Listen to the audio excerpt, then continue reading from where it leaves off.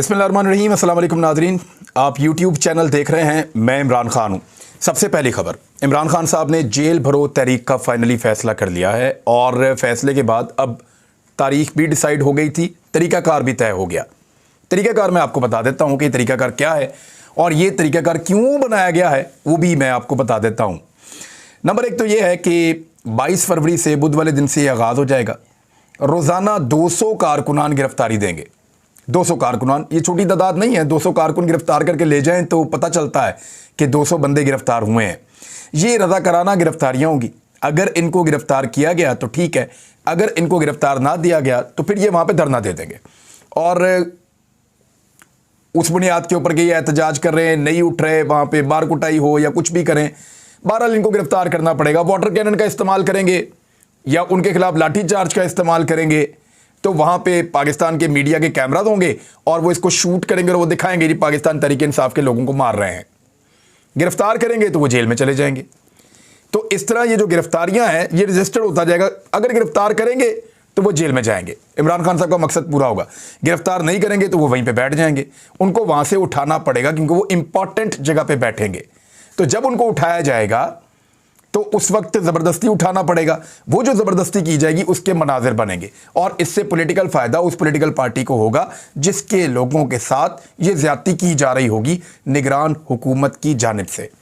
तो 200 कारकुन गिरफ्तारी देंगे और 6 रुकनी ग्रुप हुआ करेगा साथ में। अरकान असम्बली का जो बहुत इंपॉर्टेंट लोग हैं पाकिस्तान तहरीक इंसाफ के, वो लोग साथ में गिरफ्तारी देंगे। शेड्यूल के मुताबिक 22 फरवरी को लाहौर में जो माल रोड है, शार कायद-ए-आज़म, वहां पे गिरफ्तारियां पेश की जाएंगी। 23 फरवरी को पेशावर में गिरफ्तारियां दी जाएंगी। 24 को रावलपिंडी में गिरफ्तारियां दी जाएंगी। 25 मुल्तान, 26 गुजरांवाला और 27 फरवरी को सरगोदा में, 28 फरवरी साहिवाल में और 1 मार्च को फैसलाबाद में रज़ाकाराना गिरफ्तारियां दी जाएंगी। अब ये गिरफ्तारियां जो हैं वो शुरू होने जा रही है और लाहौर में जो गिरफ्तारियां उसमें गवर्नर पंजाब जो साबिक है उमर सरफराज चीमा वो गिरफ्तारी देंगे और अरकान असम्बली उनके साथ होंगे और लाहौर से ताल्लुक़ रखने वाले साबिक रुकन कौमी असम्बली और सूबाई असम्बली के जो लोग हैं उनके नामों पर मुशावरत जारी है।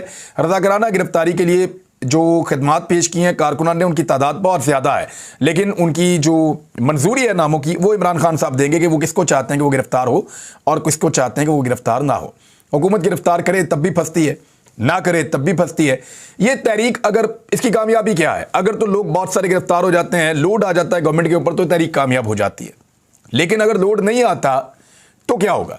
इमरान खान साहब की जो एक पॉलिटिकल मूवमेंट है या इमरान खान साहब का जो सियासी तौर पे अपने कारकुनों को मुतहर्रिक रखने का एक उन्होंने तरीकाकार ढूंढा हुआ है वो काम कर जाएगा। और पाकिस्तान तहरीक इंसाफ के कारकुनों को इमरान खान साहब ने 1 साल होने वाला है, अब तक डाउन नहीं जाने दिया। पिछले साल मार्च से लेकर अब तक वो कंटिन्यूसली जलसे जुलूस करते रहे हैं। गोलियां लगने के बाद से लेकर अब तक वो 3 महीने हो गए अपने घर में मौजूद हैं, लेकिन इसके बावजूद उन्होंने कारकुनों को मुतहर्रिक रखा है। उनकी मकबूलियत में कमी नहीं आई बल्कि मकबूलियत में इजाफा हुआ है। ये 2 वजूहात हैं। नंबर 1, इमरान खान साहब का अपना एक पॉलिटिकल तरीक़ाकार और वो जिस पिच के ऊपर अपनी सियासत को उन्होंने रखा हुआ है उसकी वजह से उनका कारकुन मुतहर्रिक है। और नंबर दो ये है कि पीडीएम की कारकर्दगी जिसका बेड़ा ही गर्क हो गया है। यानी पीडीएम ने वो कर दिया इस मुल्क के साथ कि मरियम नवाज ने अपने चचा की हुकूमत को डिसोन कर दिया। मैं मानती नहीं कि मेरी हुकूमत है, दौड़ गए। पहले मुबारकबादें दी कि मेरे चाचू आ गए और उसके बाद मिठाइयां खाई और उसके बाद कहा ये कर देंगे वो कर देंगे, राणा तो होगा, याद है आपको 25 मई को सारा कुछ करवा लिया। और फिर कहा बाद में कि नहीं नवंबर तक तो हम नहीं थे, मिफ्ता हमारा नहीं था, इसहाक डार हमारा आ गया। उसके बाद जनाब ये भी टाइम हमारा नहीं था, नवंबर के बाद हम आए। अब नवंबर के बाद वाला भी डिसोन कर दिया है क्योंकि हर जगह पे नाकामी की एक दास्तान है और बेड़ा गर्क किया इन्होंने पाकिस्तान की मईशत का। लिहाजा मरियम नवाज साहबा भी भाग गई हैं और अब इमरान खान साहब के खिलाफ वैसे कोई ज़िमनी इलेक्शन भी लड़ रही पार्टी। एमक्यूएम ने ज़िमनी इलेक्शन लड़ने का बहुत सोचा, लेकिन जब सर्वेस करवाए तो पता चला कि ज़िमनी इलेक्शन में पाकिस्तान तहरीक इंसाफ बेड़ा गर्क करके रख देगी और एक भी सीट नहीं जीतने देगी। लिहाजा वो अपना इंप्रेशन ख़राब नहीं करना चाहते थे तो उन्होंने वज़ीर-ए-आज़म पाकिस्तान से दरख्वास्त की कि आप हमें टेलीफोन करके ये कहें कि आप इलेक्शन में हिस्सा ना लें। आप हमसे दरख्वास्त करें कि हम इलेक्शन में हिस्सा ना लें, तो इस बहाने हम इलेक्शन लड़ने से रुक जाएंगे कि हम आपके इत्तेहादी हैं, प्राइम मिनिस्टर कह रहे हैं, लिहाजा हम इलेक्शन में हिस्सा नहीं लेते। ये तरीकाकार एमक्यूएम ने ढूंढा भागने के लिए, यानी भागने के लिए भी बहाना चाहिए। और वो बहाना फिर वज़ीर आज़म ने प्रोवाइड किया। खालिद मकबूल सिद्दीकी को फ़ोन किया और उन्हें कहा कि आप इंतखाबात में हिस्सा ना लें पाकिस्तान तहरीक इंसाफ के साथ। और पीडीएम की जमातों ने, हालांकि पीडीएम का हिस्सा नहीं है एमक्यूएम, पीडीएम का हिस्सा नहीं है पीपल्स पार्टी, दोनों जमातें भाग गई इंतखाब लड़ने से। ख्वाजा आसिफ ने एक स्टेटमेंट दिया है, जो हम बड़े अरसे से एक बात कर रहे हैं। ख्वाजा आसिफ ने वो बात खुद कह दी है, और हम जब भी ये बात करते हैं हम कहते हैं खुदा ना खास्ता, लेकिन मुल्क का वज़ीर दिफा है, वो कैसे कह रहा है ज़रा सुने आप। सियालकोट में एक निजी कॉलेज है, वहाँ कॉन्वोकेशन से खिताब करते हुए ख्वाजा आसिफ ने कहा, जो हमारे मुल्क के हालात हैं, हम एक दिवालिया मुल्क के रहने वाले हैं। आपने सुना होगा डिफ़ॉल्ट हो रहा है या दिवालिया हो रहा है, वो हो चुका है। तमाम मसाइल का हल मुल्क में है, IMF के पास नहीं है। ये बात तो सब कर रहे हैं, हम शुरू से कर रहे हैं। इसके ऊपर इल्ज़ामात लगाए जाते हैं कि आप ये बात क्यों कर रहे हैं। जब भी कहा कि पाकिस्तान टेक्निकली डिफ़ॉल्ट हो चुका है, अब कल असद उमर साहब ने मुझे जो आदादुशुमार बताए थे, जो इन्फॉर्मेशन उन्होंने शेयर की, उसके मुताबिक तो पाकिस्तान कर्जे भी वापस नहीं कर पा रहा, तो एक्चुअल डिफ़ॉल्ट भी पाकिस्तान हो जाएगा। खुदा न खास्ता पाकिस्तान एक्चुअल डिफ़ॉल्ट हो जाएगा। हम आज भी खुदा न खास्ता करके बात करते हैं, लेकिन पाकिस्तान के वज़ीर दिफा ने यह एतराफ़ कर दिया कि उन्होंने पाकिस्तान को दिवालिया कर दिया। लेकिन 10 महीनों में एक अच्छे खासे चलते हुए मुल्क को, एक भागते दौड़ते मुल्क को, एक आगे बढ़ते हुए मुल्क को, वो मुल्क जिसकी इकॉनमी टेक ऑफ कर रही थी, उसको दिवालिया करवा दिया पीडीएम की हुकूमत ने, सहूलतकारों ने। इन सब ने मिलकर पाकिस्तान में रिजीम चेंज ऑपरेशन किया, और उसके समरात ये हैं कि आज वज़ीर दिफा कह रहा है कि पाकिस्तान डिफ़ॉल्ट हो रहा है, हो चुका है। और उन्होंने कहा कि हुकूमत की ज़मीन पर 1500 कनाल पर गोल्फ क्लब बने हुए हैं। 2 क्लब भी बेच दें तो कम से कम मुल्क का 1/4 कर्ज उतर सकता है, जबकि 200-300 मिलियन डॉलर के लिए खुद हुक्मरानों को मिन्नतें करते देखा है। बात यह है कि गोल्फ क्लब में गोल्फ कौन खेलता है? हम तो नहीं खेलते गोल्फ। यानी मैं अगर कहीं बनाना चाहूँ क्लब, तो मैं तो 10 मरले पे ऊपर नहीं बना सकता। वो वाली घास, वो वाली फैसिलिटीज़, वो वाली चीज़ें, वो वाली गाड़ियाँ, वो वाला सामान मैं तो नहीं ला सकता। एक हम शॉट खेलते हैं यहाँ पे, जब कभी किसी दोस्त की तरफ जाते हैं तो वहाँ पे वो पड़ा हुआ सामान हम शॉट खेलते हैं, लेकिन हमारे पास वो फैसिलिटी नहीं है। वो गोल्फ क्लब क्या होता है? दुनिया के महंगे तरीन क्लब होते हैं जो पाकिस्तान के अंदर बने हुए हैं। मैंने आपको खबर की थी कि मुल्तान के अंदर एक गोल्फ क्लब था, बड़े साहब आए, उन्होंने आकर देखा, उन्होंने कहा नहीं ये वाली घास पसंद नहीं है, ज़रा वो वाली क्वालिटी की लगा दी जाए। 10 करोड़ रुपए की घास सिर्फ तब्दील कर दी गई उस एक पैच के अंदर, और फिर कहा गया कि बाकी में भी अब यही लगाएंगे। ये हैं इनकी अय्याशियां, ये हैं इनकी अय्याशियां। किसकी गेम है गोल्फ? क्या आम पाकिस्तानी खेलते हैं? आम पाकिस्तानी तो गिल्ली डंडा खेलते हैं, या क्रिकेट खेलते हैं, या वॉलीबॉल खेलते हैं, या फुटबॉल खेलते हैं, या हॉकी खेलते हैं। अब तो ये खेल भी उनको महंगे लगना शुरू हो गए हैं। या हमारे पहाड़ों के ऊपर लोग जो हैं वो पोलो खेलते हैं, घोड़ा पालते हैं बेचारे बड़ी मुश्किल से सारा साल, और फिर घोड़े के साथ पोलो खेलते हैं।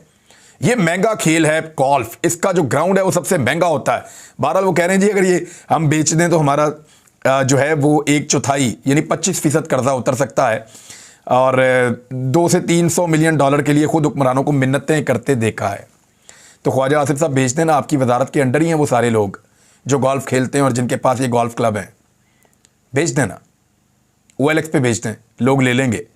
दहशतगर्दी के खिलाफ APC में पाकिस्तान तहरीक इंसाफ के इनकार से कौमी इत्तफाक राय नहीं हो पाया, ये ख्वाजा आसिफ ने कहा है।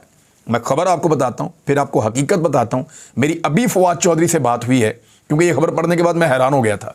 मैंने जब उनसे पूछा, उन्होंने कहा जी हमारा तो स्टेटमेंट वही वाला अभी तक, और उन्होंने एक नया स्टेटमेंट दिया, मैं आपके साथ अभी शेयर कर लेता हूँ।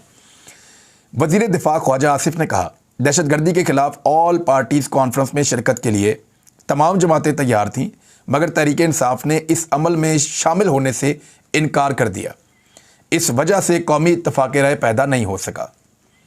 अब मैं आपको याद दिलाता हूँ कि पाकिस्तान तहरीक इंसाफ ने बारहा कहा कि हमें तहरीरी तौर पे दावतनामा भिजवाया जाए, ताकि हम आपको लोगों के नाम दें और वो लोग आकर इसके अंदर शिरकत करें।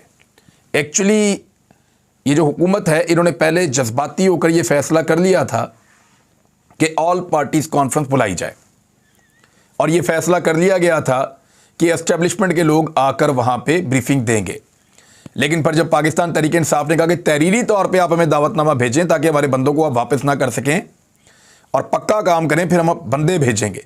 और जब इन्हें पता चला कि बंदे कौन आ रहे हैं, आजम सवाती, बंदे कौन आ रहे हैं, शेख रशीद, बंदे कौन आ रहे हैं, मुराद सईद, ये लोग आके आपको बताते और सवालात पूछते जिनके जवाब ना पाकिस्तान की एस्टेब्लिशमेंट के पास हैं और ना उनके जवाब सवालों के मौजूदा हुकूमत के पास हैं। क्योंकि मुराद सईद लंबे अरसे से खबरदार कर रहा था, शेख रशीद यहां पे पहले वजीर दाखिला था, आदम स्वाति उसी इलाके से रहने वाला है, वो एक एक चीज वहां पे बताता, इनके सामना करने से घबरा रहे थे सहूलतकार भी और पीडीएम के हुक्मरान भी। लिहाजा उन्होंने बहाना बनाकर पहले जी के इधर जा रहे हैं तो ये कर रहे हैं, तो तुर्की जाना है तो वो करना है, और एपीसी को कैंसिल करके भाग गए। एक्चुअली मैदान से फरार होना शरीफ खानदान का एक पुराना वतीरा है और इसमें उनका पूरे पाकिस्तान में कोई सानी नहीं है। वही काम जो है वो ख्वाजा आसिफ साहब ने दोहराया है। शरीफ खानदान के बहुत करीब हैं तो उन्होंने ऐसी बात की है, तो ऑल पार्टीज कॉन्फ्रेंस होनी चाहिए थी जो नहीं हुई है। उधर इलेक्शन कमीशन ऑफ पाकिस्तान बहुत हसास हो गया है, बड़ी अजीब अजीब हरकतें कर रहा है। मैंने फवाद चौधरी ने पूछा तो मैं आपको बता दूं, उन्होंने कहा कि हमारा अभी भी ये स्टेटमेंट है कि ऑल पार्टीज कॉन्फ्रेंस बुलाएं, हमें तहरीरी तौर पे दावत दें, हम जाएंगे और जाकर शिरकत करेंगे, लेकिन हमें तहरीरी तौर पे पहले दावत दें। हमें तो दावत ही नहीं दी इन्होंने। ये तो नहीं हो सकता कि जुबानी कलामी कहेंगे आ जाना तो हम आ जाएं। शादी में भी लोग कार्ड भिजवा के बुलवाते हैं, तो ये तो ऑफिशियल काम हो रहा है, तो ऑफिशियली एक दावत दी जाए तो हम आ जाएंगे। इलेक्शन कमीशन ने सदर मुमलिकत को जवाब दे दिया और ख़त के जो अल्फाज थे ना कि बेहिसी का लफ्ज़ इस्तेमाल किया था सदर पाकिस्तान ने। एक्चुअली सदर पाकिस्तान ने इलेक्शन कमीशन को बुलवाया और उन्हें ये कहा कि मैंने पहले भी आपको ख़त लिखा, आपने जवाब नहीं दिया, और इलेक्शन करवाने के मामले के ऊपर एक बेहिसी है, ये नहीं होनी चाहिए। फिर उन्होंने कहा कि मंडे वाले दिन उन्होंने कहा कि मैंने बुलवाया आप सबको और आप लोग आएँ मेरे पास और बैठ के इसके ऊपर मुशावरत करते हैं। सदर पाकिस्तान के पास आइन के आर्टिकल 57(1) के तहत ये इख्तियार मौजूद है कि वो इंतखाबात की तारीख का ऐलान कर सकते हैं मुशावरत करने के बाद। तो अब वो मेरे ख्याल में ये वाली ऑप्शन लेने वाले हैं।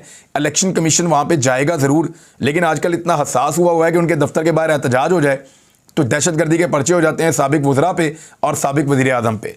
हसास इतना हो गया कि सदर पाकिस्तान ने एक बेहिसी का लफ्ज़ इस्तेमाल किया और उन्होंने कहा जी इससे बड़ी मायूसी हुई है और अदालतों का हम एहतराम करते हैं, सदर की जानिब से इलेक्शन कमीशन के बारे में बेहिसी के अल्फाज लिखना मुनासिब नहीं।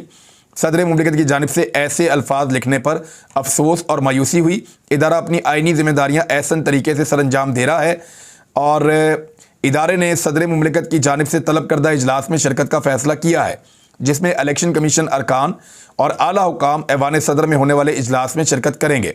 ऐवान सदर में इजलास पीर के रोज़ यानी परसों सुबह 11 बजे दिन को तलब किया गया है और सदर पाकिस्तान ने 2 मरतबा ख़त लिखा है इलेक्शन कमीशन ऑफ पाकिस्तान को। बहरहाल अब देखते हैं कि वहाँ पे जाके ये मामला किस तरफ या क्या रुख इख्तियार करता है। इमरान खान साहब ने एक नुक्ता उठाया, कल हम भी इस पर बात कर रहे थे और बहुत सारे लोग इस पर बात बार बार करते रहते हैं। वो ये है कि कराची पुलिस ऑफिस पर गुज़िश्ता रोज़ होने वाले दहशतगर्दाना हमले की मजम्मत करते हैं, इमरान खान साहब ने कहा, और एक बार फिर हमारी बहादुर पुलिस को निशाना बनाया गया। ख़ास तौर पर शहरी मराकज़ के दरमियान दहशतगर्दी में अचानक इजाफा, इंटेलिजेंस की नाकामी और रियासत की दहशतगर्दी के ख़िलाफ़ वाज़े पॉलिसी की कमी को ज़ाहिर करता है। क्योंकि इंटेलिजेंस का एक फेलियर तो है ना, लगातार बड़े बड़े वाक़यात हो रहे हैं दहशतगर्दी के, ये पाकिस्तान में नहीं होने चाहिए लेकिन अनफॉर्चुनेटली ये हो रहे हैं, तो पाकिस्तान की इंटेलिजेंस की एक नाकामी है। नजम सेठी ने एक ट्वीट किया और फिर बाद में डिलीट कर दिया। नजम सेठी का ये कहना था कि टीटीपी ने कहा है, क्योंकि मुआहदे तोड़े गए हैं, यानी उन्होंने ये क्लेम किया कि टीटीपी के मुताबिक मुआहदे तोड़े गए हैं तो वो सिर्फ सिक्योरिटी इदारों पर हमले करेंगे और पीएसएल को कोई ख़तरा नहीं है और ये चलता रहेगा। यानी ये नजम सेठी साहब ने क्या टीटीपी से बात की है या टीटीपी ने ये क्लेम किया है कि वो सिर्फ सिक्योरिटी फोर्सेस पे अटैक करेंगे। बहरहाल ये ट्वीट उन्होंने बाद में डिलीट कर दिया। ये अपनी ख्वाहिश है जो उन्होंने बताई थी। ऑडियो वीडियोज़ का सिलसिला अभी भी नहीं रुक रहा। जो जनरल कमर जावेद बाजवा जो काम करते थे और उन्होंने क्लेम किया, वो आज भी काम पाकिस्तान में हो रहा है, पता नहीं कौन कर रहा है। लेकिन सबसे ज़्यादा हैरत इस बात की है कि साबिक आर्मी चीफ ने क्लेम किया कि वो ऑडियोज़ और वीडियोज़ रिकॉर्ड किया करते थे वज़ीर आज़म की। ये बड़ा अफसोसनाक है। अभी क्योंकि मैंने आपको बताया था कि यास्मीन राशिद साहिबा और CCPO लाहौर गुलाम महमूद डोगर की मुबैना ऑडियो लीक हो गई है। ऑडियो में गुलाम महमूद डोगर कहते हैं कि अभी तक ऑर्डर नहीं मिले, जो तहरीरी ऑर्डर हैं अदालत के, जब तक वो नहीं मिलेंगे तब तक उनका वो चार्ज नहीं ले सकते, लेकिन उनको रोकने की भरपूर कोशिश की जा रही है। यानी अभी भी मैंने आपको पहले भी बताया था कि एस्टेब्लिशमेंट के साथ है गुलाम महमूद डोगर साहब का झगड़ा, पॉलिटिकल पार्टीज़ के साथ नहीं है, तो एस्टेब्लिशमेंट उनको नहीं आने देना चाहती। तो अभी सुप्रीम कोर्ट ऑफ पाकिस्तान के फैसले के बावजूद उनको चार्ज नहीं लेने दिया जा रहा। फैसले को 2 दिन हो गए हैं, अभी तक गुलाम महमूद डोगर जो CCPO लाहौर थे उनको चार्ज नहीं दिया गया। वहाँ पे बिलाल कमियाना साहब अभी तक CCPO लाहौर हैं और एस्टेब्लिशमेंट ऐसा लगता है कि वो नहीं चाहती कि गुलाम महमूद डोगर CCPO लाहौर बने, चाहे वो सुप्रीम कोर्ट ऑफ पाकिस्तान का फैसला हो। तो सुप्रीम कोर्ट ऑफ पाकिस्तान को ये देखना पड़ेगा कि उनके फैसलों के ऊपर अमल दरामद बदकिस्मती से पाकिस्तान में नहीं हो रहा और जजेस के खिलाफ घटिया और ज़ाती नौयत की कंपेन्स चलाई जा रही हैं और इन पे किसी किस्म का कोई तौहीने अदालत का नोटिस भी नहीं हो रहा। अदलिया के फैसलों के ऊपर अमल दरामद ना होना आज खुद एक तौहीने अदालत होती है, उसके ऊपर भी कोई नोटिस नहीं हो रहा। ये तस्वीर देख लें जनाब, ये तस्वीर मैं आपको दिखा देता हूँ। ये वो लोग हैं जिन लोगों ने पाकिस्तान के अंदर पाकिस्तान तहरीक-ए-इंसाफ का जीना हराम किया था, जिन्होंने 25 मई को बदतरीन तशद्दुद किया था, ये शक्लें सारी आप देख लें, और जिन्होंने इंतखाबात के अंदर बदतरीन धांधली पाकिस्तान तहरीक-ए-इंसाफ के ख़िलाफ़ की थी और ये आला कार बने थे पाकिस्तान तहरीक-ए-इंसाफ के ख़िलाफ़। तो तहरीक-ए-इंसाफ ने ये पूरी एक लिस्ट जारी की। इनमें से ये जो शक्लें आपको नज़र आ रही हैं, इन सबको अहम तैनातियाँ मिल गई हैं निगरान हुकूमत आने के बाद। पंजाब में और खैबर पख्तूनख्वा में निगरान हुकूमत आने के बाद इन 22 में से 20 ऑफिसर्स को बेहतरीन ओहदे मिल गए हैं, ज़िम्मेदारियाँ मिल गई हैं, ताकि ये पाकिस्तान तहरीक-ए-इंसाफ को दीवार के साथ लगाएं और अगले इंतखाबात में उनके लिए मुश्किलात पैदा करें और किसी भी तरह उनको इलेक्शन हराने के लिए अपना रोल प्ले करें। तो ये आपने देख लिया कि किस तरीके से निज़ाम इमरान खान को अभी भी दीवार से लगाने पर तुला हुआ है, लेकिन कुछ और बड़ी चीज़ें अहम होने जा रही हैं। अगले वीलॉग में बताऊँगा। अपना ख्याल रखिएगा, अपने इस चैनल का भी। अल्लाह हाफ़िज़।